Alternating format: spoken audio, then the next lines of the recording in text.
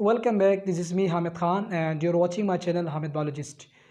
आज हम डिस्कस करेंगे ह्यूमन डाइजेस्टिव सिस्टम को। हम डाइजेस्टिव सिस्टम को आज पढ़ेंगे। डाइजेस्टिव सिस्टम के हम एनाटॉमी एंड फिजियोलॉजी को पढ़ेंगे। इसके साथ साथ जो डाइजेस्टिव सिस्टम के अंदर जितने भी ऑर्गन जो जिसे हम एसेसरी ऑर्गन कहते हैं जो इन्वॉल्व होते हैं उनको हम आसानी के साथ डिस्कस करेंगे। तो आइए स्टार्ट करते हैं डाइजेस्टिव सिस्टम को। ह्यूमन डाइजेस्टिव सिस्टम एक किस्म का सेट होता है, एक सिस्टम होता है जो कि मल्टीपल ऑर्गन्स पर मुश्तमिल होता है, जो कि माउथ से स्टार्ट होता है और एनस पर जो है ख़त्म होता है। अब डाइजेस्टिव सिस्टम जो है माउथ से शुरू होता है। माउथ के अंदर सबसे पहले सलाइवरी ग्लैंड है, इसके अलावा टंग, नंबर ऑफ टीथ, फेरिंग्स, इसके अलावा oesophagus, stomach, small intestine, large intestine और उसके बाद जो है एलिमिनेशन होती है। लेकिन इसके साथ साथ और भी ऐसे ऑर्गन्स होते हैं जिससे केमिकल ब्रेकडाउन होता है, जिसे हम एंजाइम्स कहते हैं।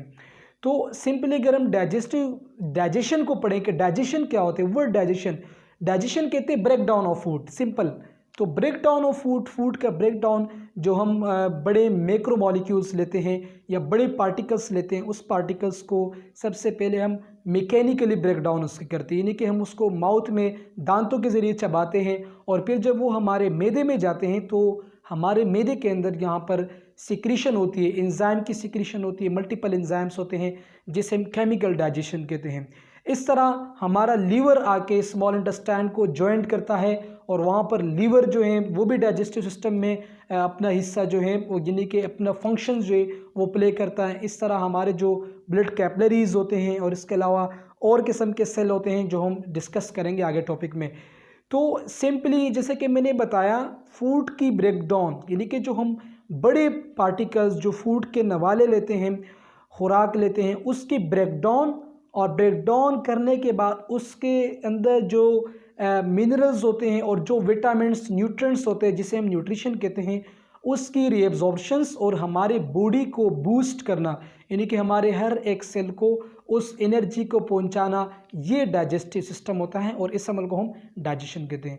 तो ह्यूमन डाइजेशन के एसेसरी ऑर्गन को अगर हम डिस्कस करें तो एसेसरी ऑर्गन में सबसे पहले माउथ आता है। लेकिन इससे पहले मैं आपको कुछ ट्रिक्स दूंगा कि माउथ के अंदर डाइजेशन कैसे स्टार्ट होता है। देखो, सबसे पहले 3 फेसेस आप याद रखो। डाइजेस्टिव सिस्टम 3 फेसेस पे मुश्तमिल होता है। सबसे पहले सीफेलिक फेस, यानी कि जो सेफलोन से निकला है, खोपड़ी को कहते हैं। सीफेलिक फेस जो हमारे खोपड़ी के अंदर, जैसे कि ओरल कैविटी हो गया, ओरल कैविटी के अंदर डाइजेस्टिव सिस्टम का सबसे बड़ा इवेंट ओरल कैविटी के अंदर होता है, तो इस फेस को हम सीफेलिक फेस कहते हैं। इसके बाद हमारे मैदे के अंदर जो इवेंट होते हैं, जो ब्रेकडाउन होते हैं, केमिकल ब्रेकडाउन ऑफ फूड्स, इसे हम गैस्ट्रिक फेस कहते हैं। The second face is gastric face. जबकि इसके बाद लास्ट में जो सबसे बड़ा इवेंट होता है, जो सबसे ज़्यादा रीएब्जॉर्प्शन, एसिमिलेशन, एजेशन, इसके अलावा और भी मल्टीविटामिन्स के एब्जॉर्प्शंस होती हैं, यानी कि डाइजेस्टिव सिस्टम का सबसे अहम और सबसे आखिरी फेज जो है वो इंटेस्टाइनल फेस है, जिसे हम आंतड़ी कहते हैं, छोटी आंत और बड़ी आंत। So there are 3 phases of digestion. First one is cephalic phase. The cephalic phase consist of human skull, यानी कि स्कल के अंदर जो हमारा ओरल कैविटी होता है और इसके साथ साथ जो एसोफेगस होता है, इसका जो फेस है इसे हम सीफेलिक फेस कहते हैं। ठीक है। जब ये फूड हमारे स्टमक में पहुंचता है तो चूंकि स्टमक एपिगैस्ट्रिक रीजन में होता है, इसे हम गैस्ट्रिक रीजन भी कहते हैं, तो इस फेस का नाम गैस्ट्रिक फेस है। स्टमक के अंदर एंजाइम की सिक्रीशन, पेप्सिन की सिक्रीशन, इसके अलावा गैस्ट्रिन की सिक्रीशन, इसके अलावा म्यूकस की सिक्रीशन, ये तमाम तर इवेंट्स हैं जहाँ पर जो फूड होता है मज़ीद पार्टिकल्स में उसको ब्रोकन किया जाता है। इस फेस को हम गैस्ट्रिक फेस कहते हैं।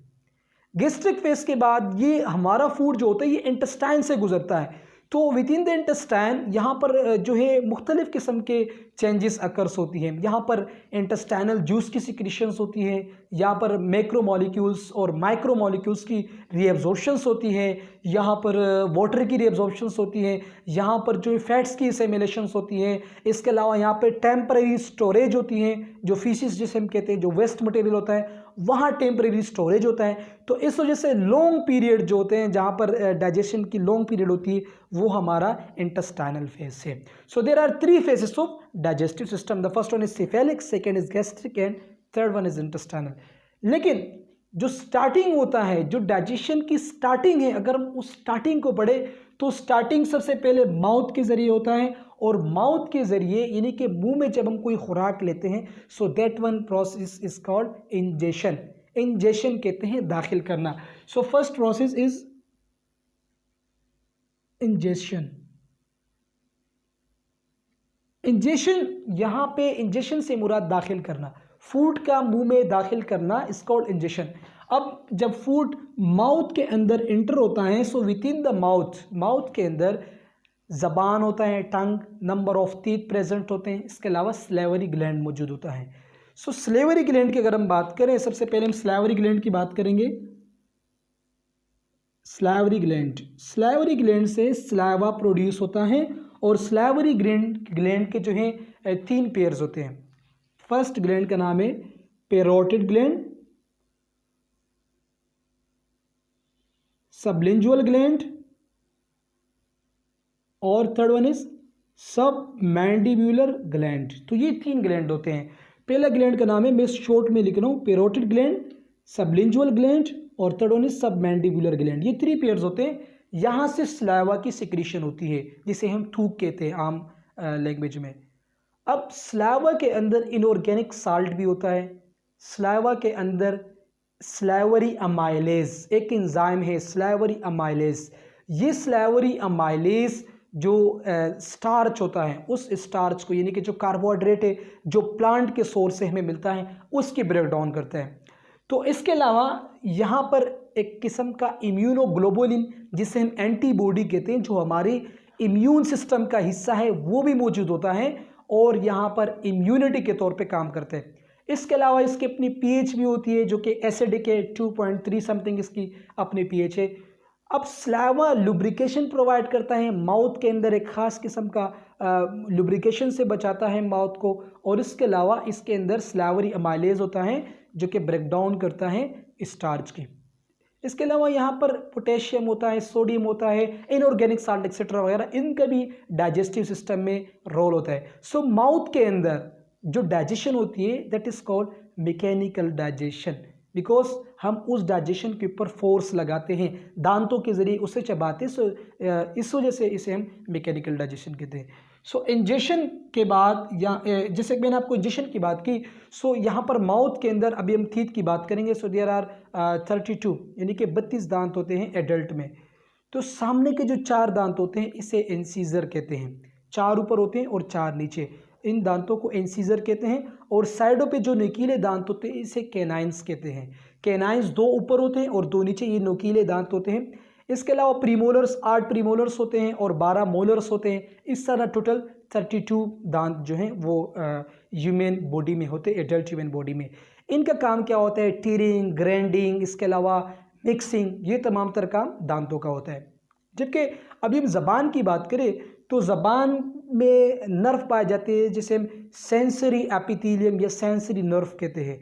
वो नर्व जो टेस्ट बड यानी कि जो रिसेप्टर्स होते हैं हमारे ज़बान के ऊपर, जो जायके को स्टिमुलेट करते हैं, यानी कि अगर हम एक खाना अभी हमने इस वक्त खाया और फिर 1, 2, 3, 4 महीने बाद वही खाना डिफरेंट लोकेशन पे हम खाए तो फिर हमें अंदाज़ा हो जाता है, क्योंकि हमारे ज़बान के ऊपर वो टेस्ट बर्ड्स होते हैं। वो बर्ड्स उस खाने को जैसे ही यानी कि स्टिमुलेट करते हैं, ब्रेन को सिग्नल देते हैं सेंसरी एपिथेलियम के ज़रिए, सेंसरी नर्व के ज़रिए। ब्रेन जो है उसको डिटेक्ट करता है, सेरिब्रम के ज़रिए उस मैसेज को पढ़ा जाता है, मेमोरी रिस्पॉन्स जनरेट हो जाती है, डायरेक्ट मैसेज आ जाता है और हम पहचान लेते हैं कि भाई ये तो फला फूड था जो हमने वहाँ खाया था। तो इस तरह 5000 से लेकर 10,000 के टेस्ट बर्ड पाए जाते हैं एडल्ट से लेकर, यानी कि 40 एज से लेकर 45 एज तक 10,000 के टेस्ट बर्ड्स पाए जाते हैं। तो ये तो इंजेक्शन था। अब इंजेक्शन के बाद जो हमने खाना मुंह में डाला, दैट इज़ कॉल्ड बोलस, इसे हम बोलस कहेंगे। अब बोलस की ग्राइंडिंग होगी, मिक्सिंग होगी और इसके साथ साथ ये एसोफेगस की तरफ, ये डायरेक्टली कहाँ जाएगा भाई, ये एसोफेगस की तरफ जाएगा। सो एसोफेगस की तरफ बोलस का मूव करना प्रोपल्जन कहलाता है। इंजेक्शन के बाद क्या है, सेकेंड वन इज प्रोपल्जन। अब प्रोपल्जन, प्रोपल कहते हैं धकेल देना या इसको अंदर ले लेना। सो प्रोपल्जन में ये बोलस डायरेक्टली कहाँ आएगा, एसोफेगस की तरफ। अब that is called propulsion. Injection, digestion, injection, propulsion, digestion, absorption, assimilation, इस तरह इसके फेसेस होते हैं। अब इसके बाद हम यहाँ पे ज़रा जीआईटी की तरफ आते हैं, इसकी एनाटॉमी एंड फिजियोलॉजी को पढ़ेंगे। अब यहाँ पर जो ओरल कैविटी है, ये जो ग्रीन के मैंने मार्क की, ये ओरल कैविटी है। ओरल कैविटी के अंदर जो इवेंट्स हुए वो मैंने आपको बताया। अब ओरल कैविटी के साथ यहाँ पर एक कॉमन पाथवे होता है जो कि हमारे सांस के निज़ाम यानी कि फेफड़ों के साथ भी जुड़ा होता है, और इसके साथ साथ एसोफेगस जो हमारा डाइजेस्टिव सिस्टम होता है उसको भी जोड़ के रखा होता है, और इसे हम कहते हैं फेरिंग्स। मैं लेबलिंग ब्लू से करूँगा, फेरिंग्स, इसे हम कहते हैं फेरिंग्स। अब फेरिंग्स क्या है, फेरिंग्स कॉमन पाथवे है। ये हमारे नेजल कैविटी से शुरू होता है और उसके साथ साथ हमारे एसोफेगस तक ये कनेक्ट होता है, जबकि इसके साथ साथ ये ट्रेकिया को भी कनेक्ट करता है। यहाँ पे एक किस्म का कार्टिलेज होता है जिसे हम एपिग्लोटस कहते हैं। एपिग्लोटस का काम क्या होता है, जब हम नवाला लेते हैं तो एपिग्लोटस ट्रेकिया के ऊपर इस तरह बंद हो जाते हैं ताकि वो प्रिवेंट करते हैं फूड पार्टिकल्स का ट्रेकिया के अंदर ना जाए, जिससे यानी कि अगर वो ट्रेकिया के ज़रिए लंग्स के अंदर गया तो इससे क्या होगा, इससे नमूनिया होगा और इसके अलावा क्रोनिक ऑब्स्ट्रक्टिव लंग डिजीज़ यानी कि जो फेफड़ों की बीमारी वो पैदा हो सकती है। तो ये कुदरती तौर पर जो है अल्लाह ताला ने एक निज़ाम बनाया हुआ है कि इस तरह ये एसोफेगस है और ये जो हमारा लैरिंग्स है जो कि लंग्स के साथ कनेक्ट होता है, इसके ऊपर एक केप लाइक स्ट्रक्चर पाया जाता है जिसे हम एपिग्लोटस कहते हैं।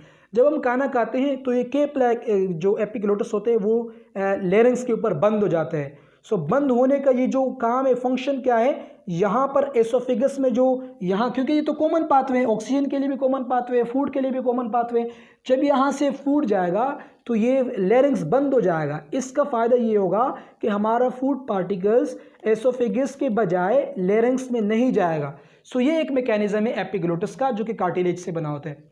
अब फेरिंग्स क्या है, फेरिंग्स के 3 बेसिक टाइप्स है। वो फेरिंग्स जो हमारे नेजल कैविटी में होता है उसे हम नेजोफेरिंग्स कहते हैं। इसके अलावा जो ओरल कैविटी के करीब होते हैं उसे हम ओरोफेरिंग्स कहेंगे, ओरोफेरिंग्स। अब ओरोफेरिंग्स के बाद एंड में ये लैरिंग्स के साथ जो हमारा रिस्पायरेटरी ट्रैक का एक कनेक्शन है उसके साथ जुड़ा होते हैं, इस वजह से हम लेरिंगोफेरिंग्स कहते हैं। यानी कि लेरिंगो मीन लैरिंग्स और फेरिंग्स फेरिंग्स ही है, तो ये लैरिंग्स के करीब जो होगा वो लेरिंगोफेरिंग्स होगा, जो ओरल कैविटी के करीब होगा उसे हम ओरोफेरिंग्स कहेंगे, और जो नाक हमारा जो नेजल कैविटी है उसके करीब होगा उसे हम नेजोफेरिंग्स कहेंगे। इस तरह फेरिंग्स के बाद क्या आते हैं, फेरिंग्स के बाद आता है एसोफेगस। एसोफेगस क्या है, ये इसमें पेरिस्टालसिस का मोमेंट होता है, कंट्रैक्शन और रिलैक्सेशन का मोमेंट होता है, और इस कंट्रैक्शन और रिलैक्सेशन की वजह से ही हमारा फूड जो है वो प्रोपल करता है अंदर की तरफ, मैदे की तरफ जाता है। अब एसोफेगस और स्टमक की अगर हम एनाटॉमी को पढ़े तो 5 लेयर से बना हुआ होता है। यहाँ पर इसके अपने स्फिंक्टर मसल होते हैं जिसे हम लोअर एसोफेगस या लोअर एसोफिजियल स्फिंक्टर कहते हैं। ये लोअर एसोफिजियल स्फिंक्टर का काम क्या होता है, जब फूड पार्टिकल्स ओरल कैविटी से ब्रेक डाउन करके ये नीचे जब आते हैं, जिसे हम कहते हैं प्रोपल्जन, इंजेक्शन, डाइजेशन, प्रोपल्जन। ये जो फेस था ये डाइजेशन था, ठीक है, फिर प्रोपल्जन होता है, थर्ड इज प्रोपल्जन। जब ये फूड पार्टिकल स्टमक तक पहुंचता है तो ये स्फिंक्टर मसल्स क्या हो जाते हैं, ये क्लोज हो जाते हैं, लोअर एसोफिजियल स्फिंक्टर मसल्स क्लोज हो जाते हैं। इसका फंक्शन ये है कि ये प्रिवेंट करता है, यानी कि फूड का वापस मुंह की तरफ जाने से ये लोअर एसोफेगस स्फिंक्टर जो ये रोकता है इस चीज़ को। अगर ये लोअर एसोफेगस स्फिंक्टर ख़राब हो जाएंगे तो इससे जीआईटी की डिजीज़ बन जाती है, जीआईटी की डिजीज़ कॉज होती है, which is called GERD, gastro esophageal reflux disorder.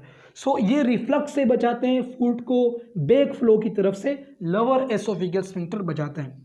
अब ये हम स्टमक की तरफ आएंगे। अब स्टमक के अंदर जैसे कि मैंने आपको बताया इंजेशन, डाइजेशन, प्रोपल्जन, एसिमिलेशन, एजेशन, ठीक है, तो ये इसके फेसिस थे। जबकि यहाँ पे मैंने जो आपको डाइजेशन का फेस पढ़ा था, ये क्या फेस था, ये था सिफेलिक, सिफेलिक फेसिस मैंने आपको बताया। अभी आपको मैं गैस्ट्रिक फेस बताऊंगा। गैस्ट्रिक फेस में मैं यहाँ का जो एसोफेगस, जो स्टमक और एसोफेगस है, मैं इसका आपको क्रॉस सेक्शन, यानी कि ये एसोफेगस है या स्टमक है, इसको मैं आपको क्रॉस सेक्शन से इंटरनली दिखाऊंगा। सो सपोज करते हैं ये स्टमक या एसोफेगस का वॉल है। अब जो आउटर सराउंडिंग होती है हर ऑर्गन की, उसे हम एडवेंटिशिया सेरोसा कहते हैं या उसे हम पेरिटोनियम भी कहते हैं। ये मोस्ट आउटर कवरिंग होती है। ये मोस्ट आउटर कवरिंग से मुराद इस पेरिटोनियम ने या एडवेंटिशिया सेरोसा ने हमारे तमाम ऑर्गन को कवर किया होता है, ताकि वो अपने जगह डिसलोकेट ना करे, एक जगह से ऑर्गन दूसरी जगह मूव ना करे। तो इस मोस्ट आउटर पार्ट को हम कहते हैं एडवेंटिशिया सेरोसा,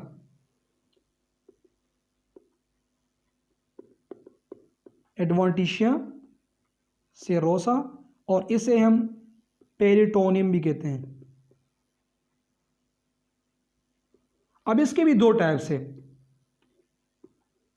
एक है विसिरल पेरिटोनियम और एक है पेराइटल पेरिटोनियम। विसिरल पेरिटोनियम और पेराइटल पेरिटोनियम, ये दोनों जो हैं एडवेंटिशिया सेरोसा के टाइप से। इसके बाद क्या होते हैं, सेकेंड लेयर जो होते हैं वो मसल्स का होते हैं, इसे हम लीनियर मसल्स कहते हैं।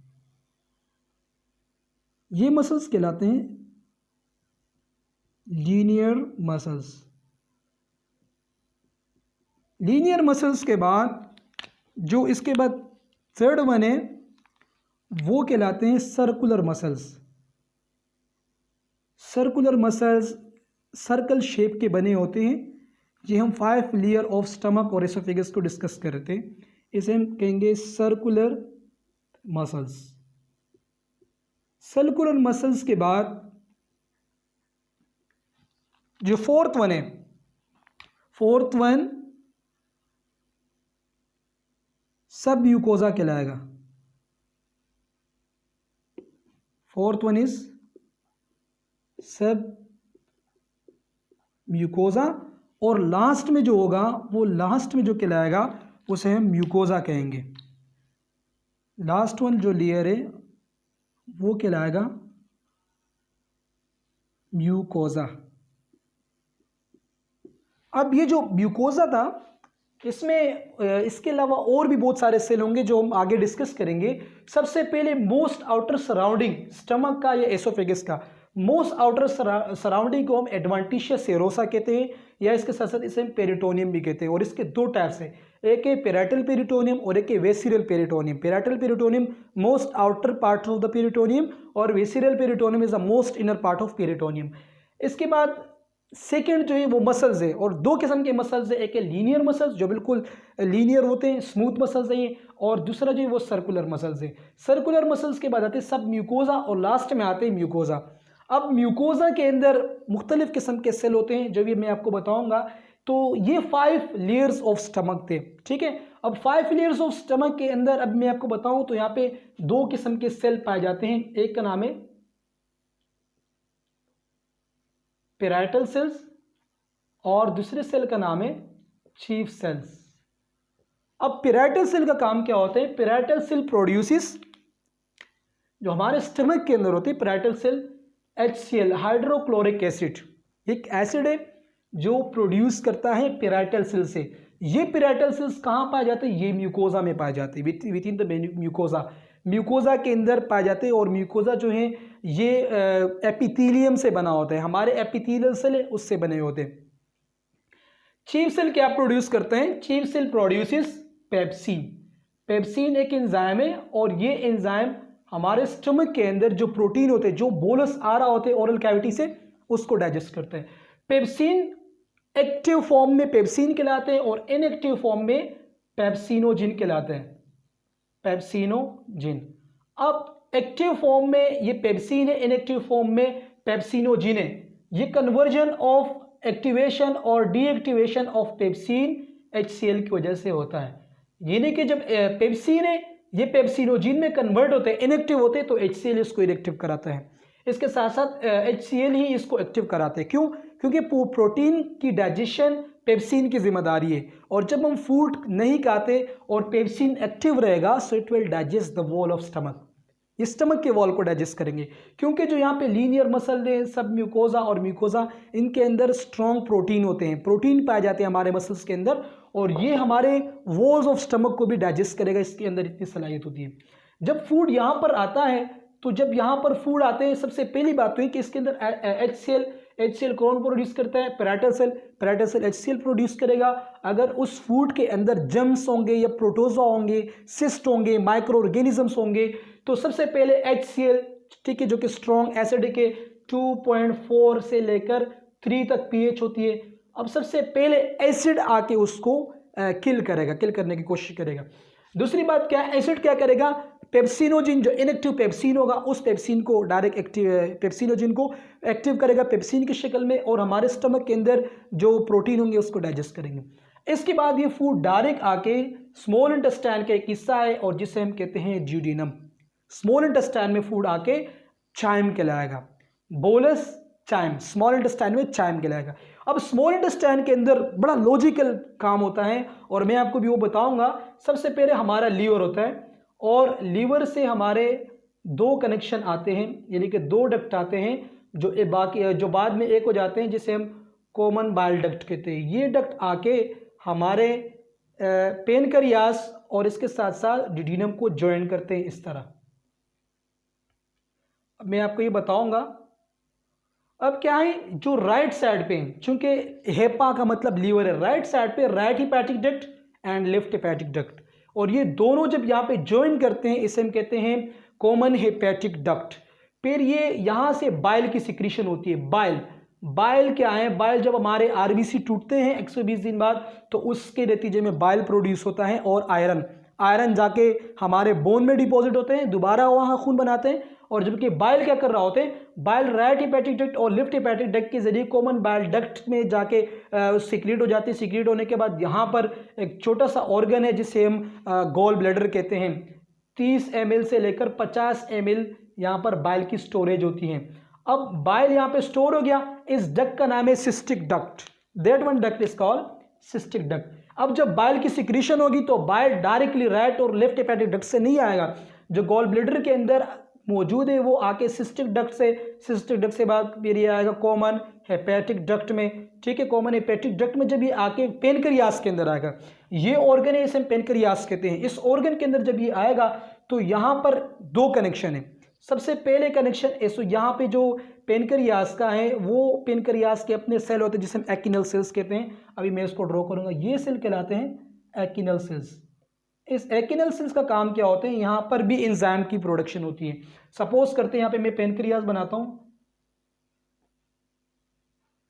ये पेनक्रियास है, ठीक है। अब पेनक्रियास के अंदर क्या होते हैं? एक्टिनल सेल्स पाए जाते हैं, और ये एक डक्ट है, इस डक्ट का नाम है hepatopancreatic duct. Duct between bile duct and pancreatic duct is called hepatopancreatic duct. इसे शॉर्ट में एम्प्यूला भी कहते हैं। अब यहाँ से, चूंकि यहाँ से लीवर से किसकी सिक्रीशन होती है भाई? लीवर से बाइल की सिक्रीशन होती है। अब बाइल लीवर से आता है, लीवर से आने के बाद ये डायरेक्टली आके यहाँ पर हेपेटोपेनक्रियाटिक डक्ट में आते हैं। जब बाइल निकलता है तो यहाँ के जो स्फिंक्टर मसल्स होते हैं हेपेटोपेनक्रियाटिक डक्ट के, वो क्लोज हो जाते हैं, और इसी तरह पेनक्रियास की सिक्रीशन बंद हो जाती है, और इस तरह बाइल आके यहाँ पे जो हमारा स्मॉल इंटेस्टाइन है, ड्यूडेनम पोर्शन है, उसमें खुलता है। लेकिन अभी अगर हम पेनक्रियास की बात करें, पेनक्रियास से क्या निकलते हैं? पेनक्रियास से अमाइलेज, लाइपेज, ट्राइप्सिन और कीमोट्राइप्सिन, इस किस्म के एंजाइम्स निकलते हैं। अब ये एंजाइम कहाँ से निकलते हैं? ये एंजाइम एक्सोक्राइन पेनक्रियास से निकलता है। एक्सोक्राइन पेनक्रियास के 2 बड़े पोर्शन है, एक है एक्सोक्राइन और दूसरे है एंडोक्राइन। एक्सोक्राइन से एंजाइम की सिक्रीशन होती है और एंडोक्राइन से हार्मोन की सिक्रीशन होती है। अमाइलेज डाइजेस्ट करेगा, जैसे स्लेवरी अमाइलेज था, हमारे स्लेवरी ग्लैंड प्रोड्यूस कर रहे हैं। Amylase will digest starch, Lipase will digest lipids, trypsin and chymotrypsin will digest protein. So इस तरह ये amylase, lipase, trypsin और chymotrypsin यहाँ से कौन से सेल से प्रोड्यूस होंगे? एकिनर सेल, एकिनर सेल से ही प्रोड्यूस होंगे। जब ये एकिनर सेल से प्रोड्यूस होंगे तो ये जो यहाँ पे मैंने ब्लू बनाई है एकिनर सेल से, ये आके ड्यूडिनम में आएंगे।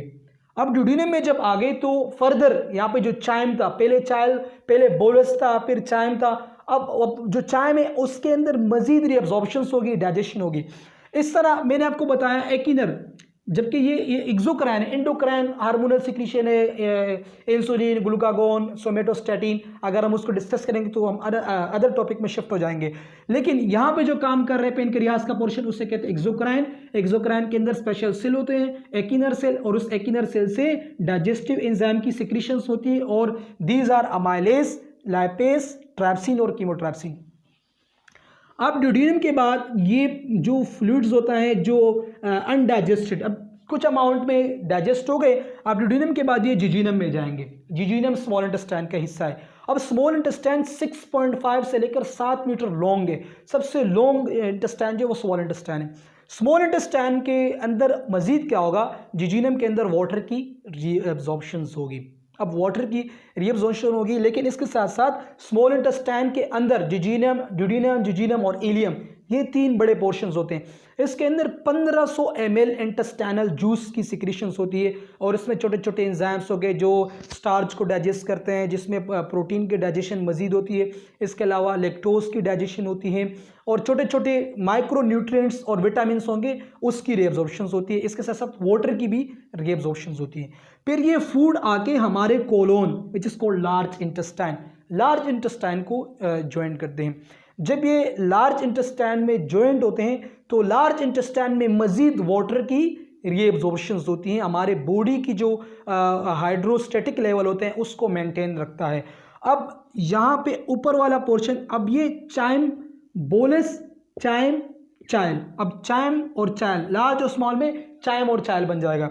यहाँ पे इस कोलोन को कहते हैं एसेंडिंग कोलोन, जो इस साइड पे गया होते हैं, जो बिल्कुल जिसे हम कहते हैं कि पैरेलल गया होते हैं, ऐसे एसेंडिंग कोलोन को ट्रांसवर्स कोलोन कहते हैं। और फिर ये कोलोन नीचे आके हमारे लेफ्ट साइड पे रन करते हैं।